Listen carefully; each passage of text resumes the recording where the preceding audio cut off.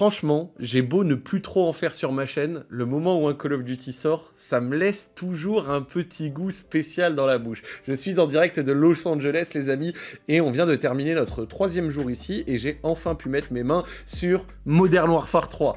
Et ça me fait plaisir également de pouvoir reproposer de ma licence de cœur à la communauté. Je sais qu'il y a une partie d'entre vous qui m'a suivi grâce à ça, sur les quelques 900 vidéos qu'il y a sur ma chaîne principale, même si la plupart sont en privé maintenant, il y a une écrasante majorité de Call of Duty, c'est voilà, une licence sur laquelle j'ai dédié 15 ans de ma vie, donc quand un nouveau arrive, forcément, j'y éprouve de l'intérêt, même si les premières images de Modern Warfare 3 ne m'avaient pas trop chauffé. Est-ce que mon avis a changé après y avoir touché? Vous allez voir. Alors, je vous explique un petit peu le contenu de la vidéo. J'ai pu faire un peu de multijoueur, un peu de Warzone, à des doses légères, mais j'ai pu noter toutes les nouveautés. Il y a des choses qui m'ont plu, des choses qui m'ont un petit peu moins plu, et puis j'ai pu caler un petit peu du gameplay, et après, je serai également en stream demain pour pouvoir en parler. Donc en fait, au moment où vous regardez cette vidéo, je serai sûrement en stream dessus, ou alors si vous la regardez 24 heures après, bah, il y aura la bêta de toute façon. Donc voilà, le niveau de nouveauté est relativement limité. Donc je vous propose d'y aller, c'est parti. Et je vais commencer avec une des nouveautés, c'est la manière dont ils ont retaffé la conception des classes en y ajoutant maintenant des gilets, des gants et des bottes. Et là, tu vas me dire, mais Zach, c'est la Fashion Week ou c'est Call of Duty? Qu'est-ce que tu racontes? Alors maintenant, quand vous créez une classe, vous allez avoir un choix entre plusieurs gilets par balle, qui auront chacun des effets différents et qui vous permettront après derrière de choisir des atouts sous forme de gants, de bottes ou alors de gear, gear. Voilà, je sais plus comment traduire gear. Équipement, peut-être? Vous avez capté. Donc voilà un exemple. Par exemple, quand vous allez dans les vestes, vous avez le choix entre 4 vestes qui proposent 4 effets différents. Par exemple, sur ma première classe, j'avais une veste d'infanterie qui permettait d'avoir le sprint tactique pendant plus longtemps. Il y a également, par exemple, la veste d'ingénieur, là, comme j'ai sous les yeux. Ça permet de voir les équipements ennemis ou alors les streaks derrière les murs, voilà. Il y a, par exemple, la veste gunner vest, les amis, et ça permet de spawn avec le maximum de munitions et de pouvoir recharger plus vite. Mais par contre, sur celle-ci, si vous regardez en bas à droite derrière, eh ben, tu ne peux pas choisir de bot. Donc il y a un petit trade à faire, notamment vis-à-vis de celle-ci. Donc l'idée, c'est que chacun ait une veste et que la veste corresponde à un style de jeu différent. Soit tu arrives avec beaucoup de munitions, par contre, tu peux pas marcher, enfin, tu peux pas courir trop vite.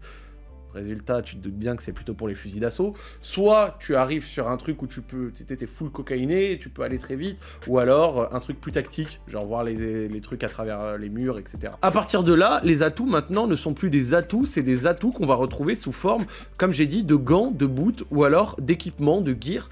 Et en fait, ces atouts sont construits autour de ça.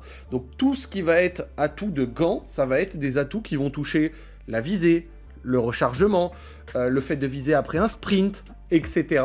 Tout ce qui est bot, bah, ça va être hashtag analyse, la mobilité, donc notamment le fait de courir plus vite, plus longtemps, d'escalader plus vite, et notamment aussi un des retours de ce Call of Duty, et là ça me permet de vous en parler, le retour de Silence de Mort. Wouhou, le retour de Silence de Mort qui revient enfin en atout. Donc voilà, pour des frérots, je sais que ça va faire plaisir. Et dans les gears, ça va être des équipements supplémentaires qui permettent notamment de pouvoir avoir certains trucs. Donc là, par exemple, regardez, on voit des gants différents. Donc Scavenger Gloves, ça permet de prendre du coup des munitions quand vous tuez quelqu'un sur son cadavre.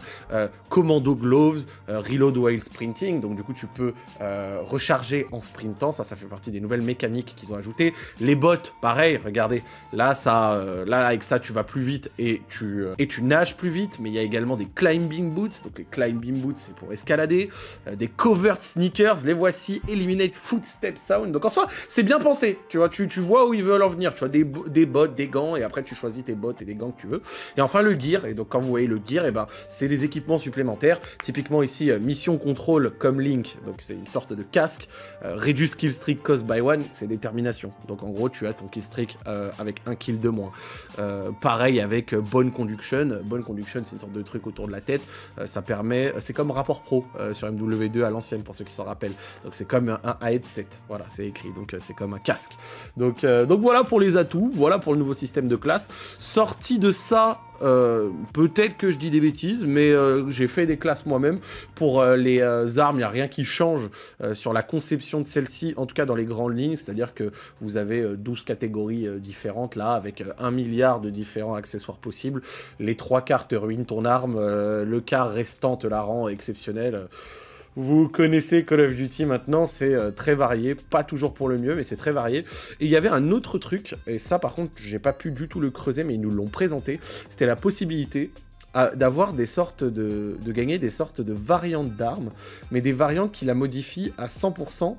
Pas forcément des variantes comme on les connaît à l'heure actuelle, mais typiquement, il nous avait donné un exemple avec une de ces variantes que tu peux gagner dans des défis à la semaine, des machins comme ça. Ça permettait typiquement de transformer une seconde arme, donc le Renetti, donc c'était l'exemple qu'ils avaient utilisé, en une sorte de SMG. Et ça, j'étais là, ok, et ça passe en catégorie SMG, du coup. Donc voilà pour l'exemple, ça c'est à creuser, je suis un peu flou dessus, mais je voulais quand même le dire. Maintenant, au niveau du gameplay, les amis, donc du gameplay pur. Le gameplay pur, on va aller sur le corps du gameplay pour en discuter. Le gameplay pur, c'est simple, c'est du Modern Warfare. Donc c'est du Modern Warfare comme vous l'avez connu, Modern Warfare 2, Modern Warfare 2019. C'est dans l'esprit de ces deux-là, mais en amélioré. C'est-à-dire que j'ai l'impression que maintenant Call of Duty, c'est un peu comme l'iPhone. C'est-à-dire que ça sort et il n'y a pas de grande révolution, ça prend une base et ça se contente de l'améliorer un petit peu. Alors qu'avant, on avait souvent des jeux qui étaient totalement différents d'une année à l'autre. Maintenant, on a des jeux qui sont relativement similaires. N'écoutez pas ceux qui disent que chaque année Call of Duty c'est un copier-coller, parce que ça c'est des mecs qui disent ça depuis 10 ans alors que c'est complètement faux. Dans l'esprit ça reste un code bien sûr, mais quand par exemple il y avait BO2, donc MW3, BO2 suivi de Ghost, donc typiquement les trois que je viens de citer, les trois n'ont rien à voir l'un à l'autre, alors que là tu as une base qui est vraiment très très similaire, avec quelques améliorations. Là du coup on va parler du parti pris et des choix qu'ils ont fait, et c'est assez intéressant. Mais avant ça, quelques petits détails. Retour de la minimap à l'ancienne, donc ça y est, c'est fini la minimap sans points rouges, etc. Tu tires, t'es vu, voilà, le plus classique de Call of Duty. Si tu veux pas être vu sur la minimap, tu prends un silencieux ou tu vas te faire foutre. Moi j'aime bien, voilà. Quand ils avaient enlevé la map à l'époque, je me disais ok, ça peut être intéressant. En tout cas, enlever les points rouges, je me disais que ça pouvait être intéressant. In fine, un peu chiant, donc le retour de ça. 150 de vie, donc ils ont augmenté le niveau de vie. Et surtout, la remarque la plus intéressante, au-delà d'avoir augmenté le niveau de vie, donc il me semble qu'avant on était à 100, maintenant on est à 150, donc ça va tuer moins vite.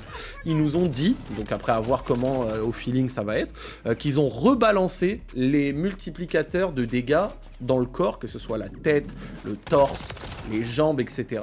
pour qu'il y ait beaucoup moins cet effet. Tiens, dans ce duel, j'ai mis 2 balles, dans l'autre, j'en ai mis 5, je comprends pas pourquoi. Histoire qu'il y ait une plus grosse constante entre les kills, et que du coup, dans ta mémoire musculaire, tu sais à peu près combien de balles ça te demande pour tuer quelqu'un, et ça ne bouge pas trop, voilà. J'espère que je me suis bien exprimé, mais dans l'esprit, je pense que vous avez compris ce que je voulais dire. Donc voilà, moi j'ai trouvé ça intéressant. Et le mot d'ordre de ce Call of Duty, c'est le mot d'ordre, et je l'ai ressenti fois 1000. De toute façon, la preuve avec ce qu'ils ont fait, c'est la vitesse. La vitesse, les amis, ils ont tout boosté à cet égard. Retour du cancel slide, donc la mécanique qui permet d'aller plus vite. Retour du cancel reload, donc tu peux commencer à recharger et annuler ton rechargement. Ça, c'était un classique. Viser plus rapide après avoir couru, donc tu cours, hop, tu revises, enfin t'arrives dans un duel, hop, tu peux viser plus vite. Donc ça va très très vite, ça va très très vite. La capacité, donc comme je vous l'ai dit tout à l'heure avec un atout, de recharger en courant. Des atouts qui vont dans ce sens, et vous l'avez vu, je vous les ai présentés, que ce soit les gants ou les bottes, tout est fait pour que ça puisse aller plus vite, courir plus vite, aller au duel plus vite, et surtout avoir, c'est une volonté d'avoir un gameplay extrêmement nerveux, et qu'il n'y ait plus de limites, ou en tout cas beaucoup moins de limites physiques à ce qu'un joueur peut faire. Tu veux rusher dans la mer des gars, tu peux le faire, et tu peux y arriver très très très très vite, ça peut aller extrêmement vite. Donc voilà, après on peut aimer ou ne pas aimer ça. Typiquement moi l'an dernier j'étais content quand ils avaient enlevé le cancel slide, parce que je trouvais que c'était une mécanique qui augmentait le rythme des games de manière un peu artificielle, en plus d'être pas très agréable à faire. Je sais pas pour vous, je suis peut-être vieux, voilà, vous me dites dans les commentaires, mais moi cancel slide je sais faire, mais ça me fait chier. Ça me fait chier parce que t'es là à devoir appuyer, c'est pas agréable en fait. C'est pas une sensation agréable de cancel slide, voilà, je peux pas dire mieux que ça. Mais maintenant que c'est de retour, je comprends un peu la logique, et c'est vrai que le jeu au global, au-delà du cancel slide, est extrêmement nerveux, tu vois. Et ça m'a bien plu sur les quelques games que j'ai fait, sachant que c'est des games que j'ai fait avec une classe faite à la Zub, des réglages un peu clin d'œil et tout. Quand on aura les bonnes armes, les bonnes classes, les bons trucs, je suis sûr que ce sera vraiment encore plus intéressant. Un point très important, du coup les maps, donc sur ce Call of Duty, ça s'appelle MW3, ils ont repris les 16 maps de MW2 et ils les ont retapées. Je les ai pas toutes faites, je vais pas mentir, j'en ai fait 3. J'ai joué sur Rust, sur High Rise et sur Estate. Et Rust, je l'ai entrevu, hein. J'ai pas beaucoup de gameplay dessus. C'est très réussi. C'est très réussi et il y a une vraie bonne ambiance dans les maps. Les couleurs et la façon dont le jeu est, c'est agréable. Le gameplay sur Estate était un plaisir. Pour un OG comme moi qui ai connu Estate quand j'avais 15 ans, à 28 ans, j'ai kiffé revoir, j'ai kiffé les couleurs, j'ai kiffé l'ambiance. Ça m'a fait très plaisir de rejouer sur ça. On va discuter forcément de l'argument du fait que voilà, ça fait très peu de nouveautés. Mais au global, retrouver ces maps-là, j'étais content. Je dis pas que c'est la grande révolution, bien sûr, mais c'est assez cool. Je déplore quand même un petit truc, et j'en parlais justement avec je crois, avec Karim, avec V12, voilà, qui est à l'event, dédicace à lui.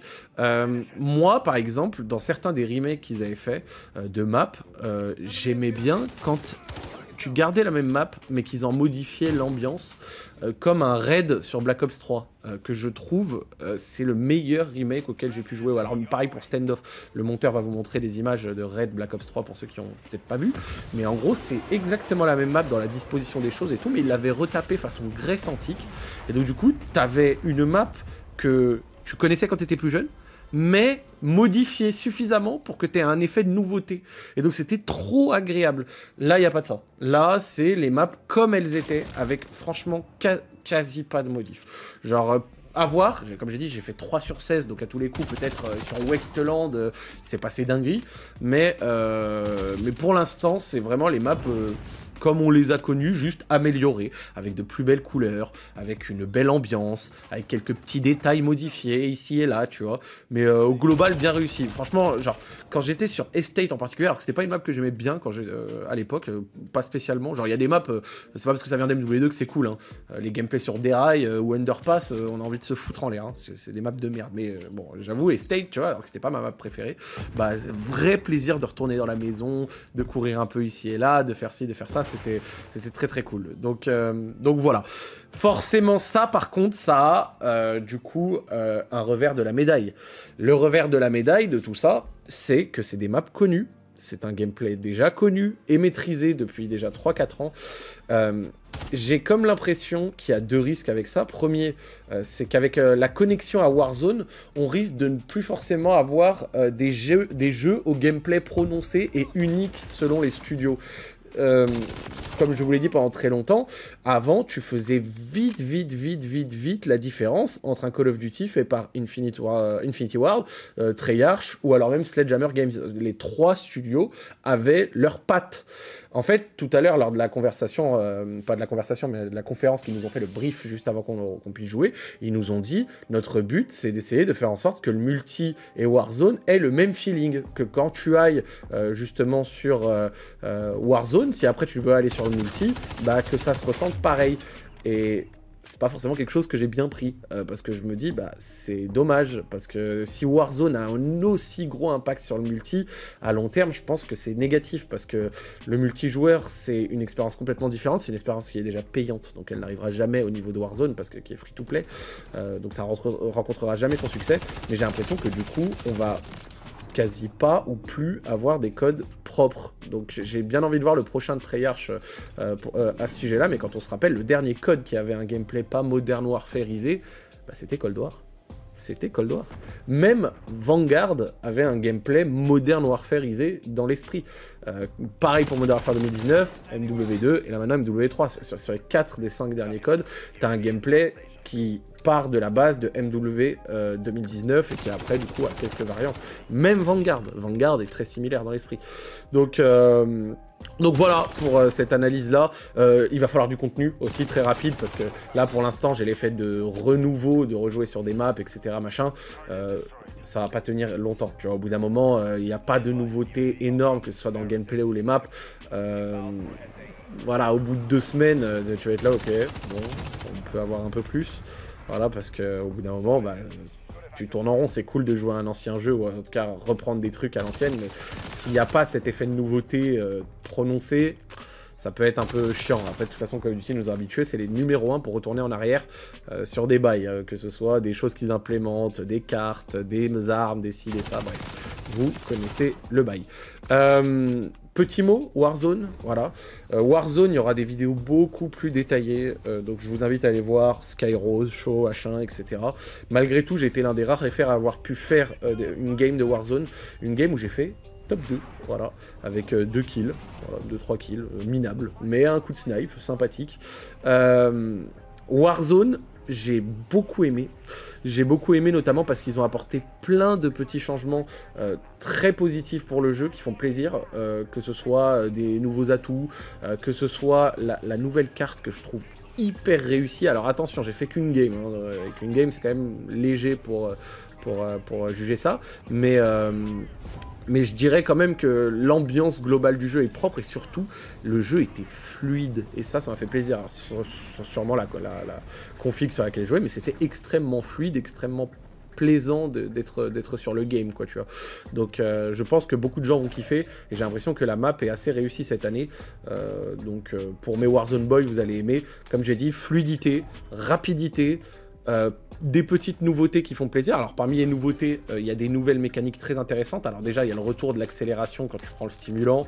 Plein d'atouts, genre par exemple tu tires sur quelqu'un à travers un mur, tu le vois en rouge, ça c'était un classique. Il y a un autre atout qui je pense va rendre fou tout le monde. Tu tires sur quelqu'un et il va gagner en move speed. Donc là les mecs de TikTok qui vont être là...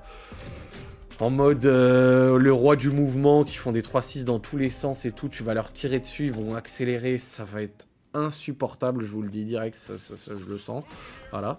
Mais par contre, il y avait des mécaniques très intéressantes, ils ont retapé le goulag, ils ont retapé les tyroliennes, donc les tyroliennes que tu peux maintenant arrêter de prendre en plein milieu, machin, nanana, ils en ont ajouté entre les tops des bâtiments, les trucs, vous verrez sur la carte, maintenant il y a beaucoup de tyroliennes, ils ont ajouté des drones qui possèdent des tyroliennes pour pouvoir monter et aller plus vite, un peu comme les ballons Fortnite, et ils ont également ajouté une mécanique hyper intéressante autour du train, que tu peux faire, que tu peux manipuler à ta guise, faire accélérer, aller en arrière, aller en avant, aller plus ou moins vite, etc. Et j'ai trouvé ça super intéressant, tout en ayant, je trouve, un loot et des couleurs, etc.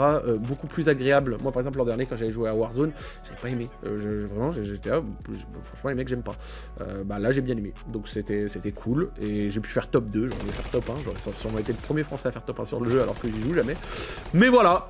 Donc voilà les gars pour ma vidéo. Au moment où elle sort, les différents streams et tout, que ce soit moi ou d'autres, sont disponibles. Donc les informations seront sûrement encore plus développées et vous pourrez y jouer vous-même. J'espère que ça vous fait plaisir d'avoir revu du Call of Duty sur ma chaîne.